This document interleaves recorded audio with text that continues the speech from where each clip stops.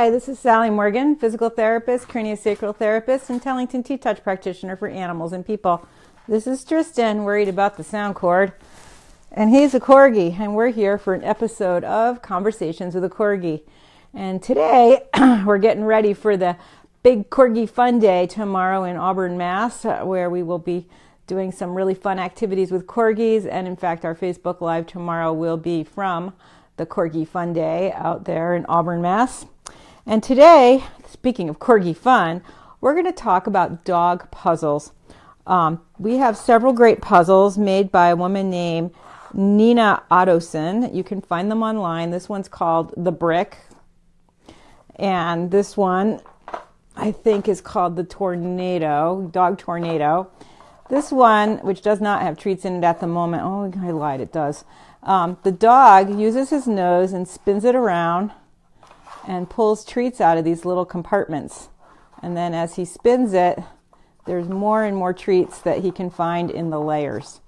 And interestingly enough, when I was preparing for this dog event in Auburn tomorrow, they're doing some testing for trick dog certification.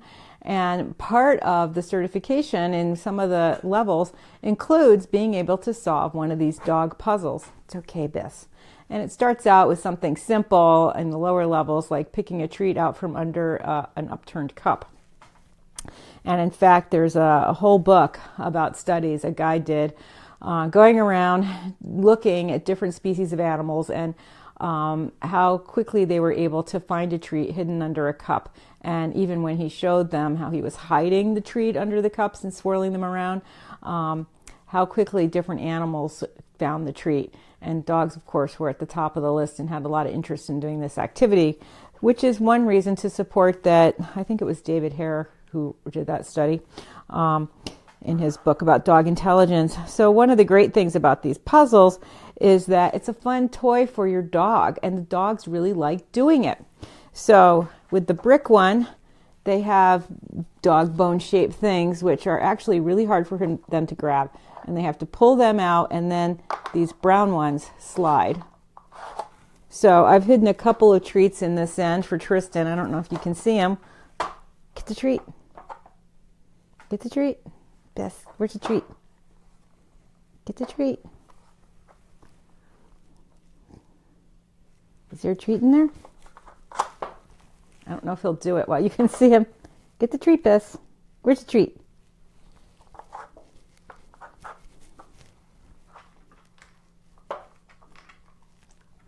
You need a little enticement.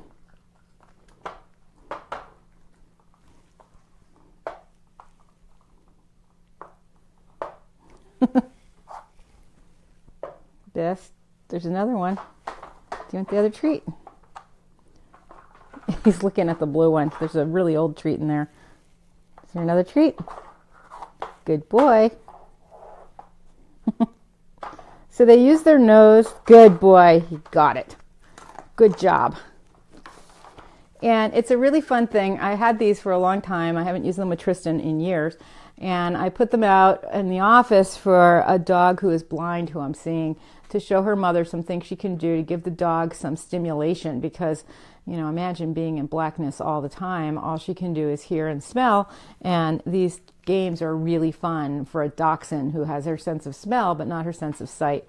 So her mom went online and got a couple of different ones, and you can change them up. You can put better treats in some sections than others to make it even more fun for the dog to try to find the really good treat.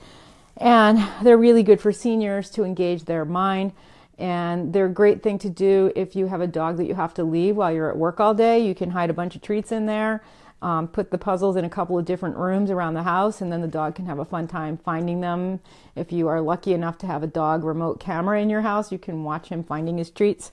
And they're just really, really wonderful for dogs. And some people are like, oh, my dog was not very smart, he couldn't figure it out.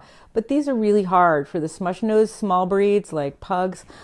It's hard for them to lift these dog bones out of the brick. Even Comet, with a big, long, giant Corgi snout, he knew immediately that he had to pull those out. He was very good at doing these puzzles, and I think the quickest he ever did one was just like really seconds, like 10 seconds, like as quick as it took me to hide them, he was getting them out.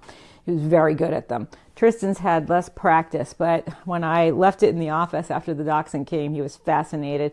So I kicked him out, put some treats in there, and he ran right in. And every day when he goes in there, he does a little check to see if there's a treat in there because he likes his treats. So it's a great thing to have these for your dogs. It can really improve their intellectual stimulation. You can also use at least the brick one with a cat. The tornado one is a little bit harder to turn for a cat just because of the way it's shaped, but Comet within seconds got all the treats out of that one too. He quickly learned how to spin it and lock it so that he could get each layer of treats. So these are really fun things for your dog. Give them some intellectual stimulation, fun for you to watch them find the treats. Also a great way to get an early start on doing nose work with your dog.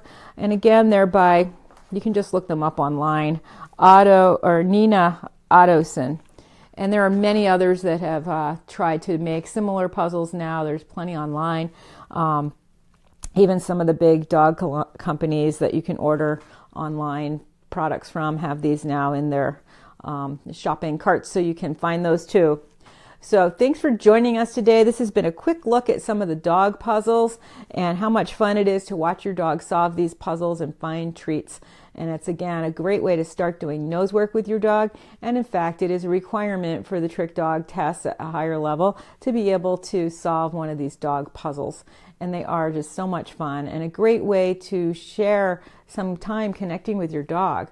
I didn't make a connection card about doing dog puzzles, but I certainly would have one in the next deck.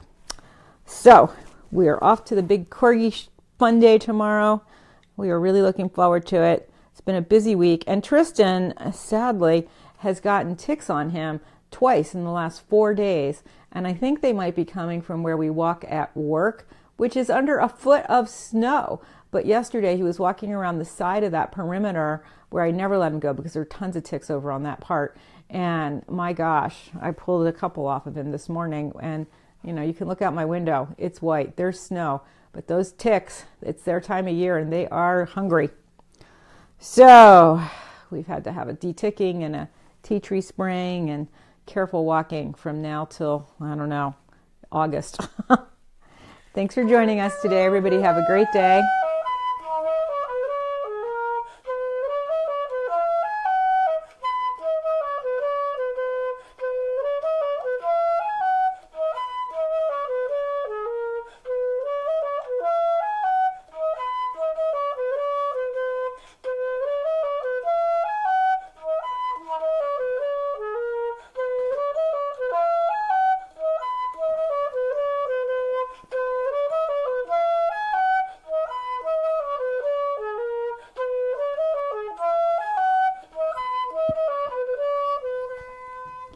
And if you don't have the time or the money to buy one of these dog puzzles, don't forget that you can just take 3 plastic cups or paper cups and put a treat under one of them and shift them around and let your dog pick the treat out and then hide another treat under them. It's a really fun way to engage your dog. And even if you have one of these puzzles, I love playing the cup game with my dog.